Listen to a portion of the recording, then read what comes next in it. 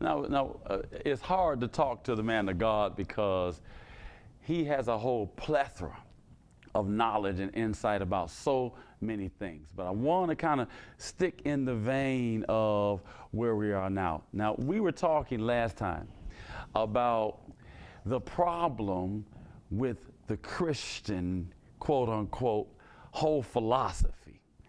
And you don't have to go into deep details, but if you could kind of, bring us up to snuff as to why we need to be careful in dealing with these Christian type of philosophies, even going back to the Roman Catholic Church, how we were talking when I was in Rome, and I was sharing with you how we had all these problems while I was there concerning the church. Can you kind of just open our eyes a little bit about what we should be focusing on as Christians and what we should not be dealing with as Christians?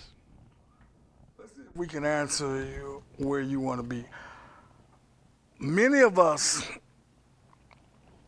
in the Christian, quote unquote, Christian circle, credit Constantine with bringing or making Christianity a worldwide religion. As we know, that word Catholic means worldwide. Okay. Well, what literally happened is the Christians or the believers, the segment that was called the Way in that particular time, which were followers of Jesus, were being persecuted by Rome. They were literally being imprisoned, beheaded, tossed to the lions. But despite the persecution, they continued to grow and grow and grow and flourish. And so Constantine really came up with a plan to control the growth of Christianity. Well, he said this, before the 3rd century AD, where Constantine stepped in, there were no buildings per se that we worshiped in. The believers worshiped from house to house, and they were still following the apostles' doctrine. Well, whether we understand it or not, those apostles were Jews.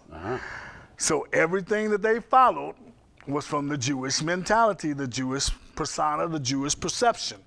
Even the Sabbath day, which their Sabbath day starts Friday at sundown and ends Saturday at sundown. God never gave us permission to change that. Well, what happened, the Romans were heathens, idol worshipers. So supposedly Constantine got saved. They were sun worshipers. Their sun god was named Mithros. And he claims to have seen a blazing cross and heard a voice say, "Conquer by this." And so, supposedly, he became a follower of Jesus. But what he wanted to do is take everything Jewish out of the quote, out of the picture. What he did, they worshiped on Sunday because they were sun worshipers. They worshiped the sun god. That's where that came from. So he changed the day of worship. He also wanted to get rid of the Passover, and he implemented Easter, which was a feast to their goddess of fertility, Astarte, and her son.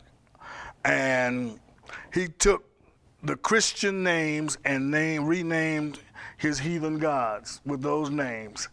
And out of that was birthed the Roman Catholic Church, and quote unquote Roman Catholics, and he controlled it. He became the 13th apostle, or in actuality the first pope, because he introduced popetry to the world. So from that, actually, we have every denominational church has its birthing in that place. And we have not many times cut those things loose. We just carry them over from one move to the other. Even when Martin Luther rebelled against Christianity, he took a lot of the same thing, against Catholicism, let me back up. He took a lot of the same things that they were using, except he didn't want the Pope in there, so he introduced the pastor. They still would not recognize the apostles and prophets. So he introduced the ministry of the pastor being the head of the church, which again was not biblically founded. And I see a lot of people have problems with that, but that came from that perspective. So we were introduced to idolatry. We did away with the Sabbath. We reintroduced another day as the Sabbath. And basically, we took everything Jewish, so we became anti-Semitic. And so we don't want to recognize that those Jews were actually our fathers in the faith.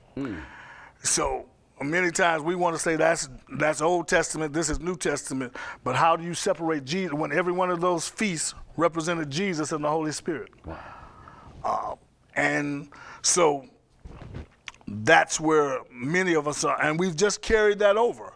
And we've allowed idolatry to infiltrate the church. And so that's why as we got along and kept going on, we lost the pattern of power that was implemented, that was evident in the lives of the apostles. And then we started to rationalize that those things were not to be. We started to philosophize that those things were for then and they were not for now. But, you know, Christ said, I'm the same yesterday, today, and forever. You know, the Lord came in another place and said, I am the Lord, I change not. So how do we come to those conclusions? Those are conclusions that came out of a carnal mentality because we were not walking in line with the Spirit. We got ourselves out of line with God. It was the same way when sin entered the world and Adam was hiding from God. We were literally hiding, and God came and asked the question, Adam, where art thou?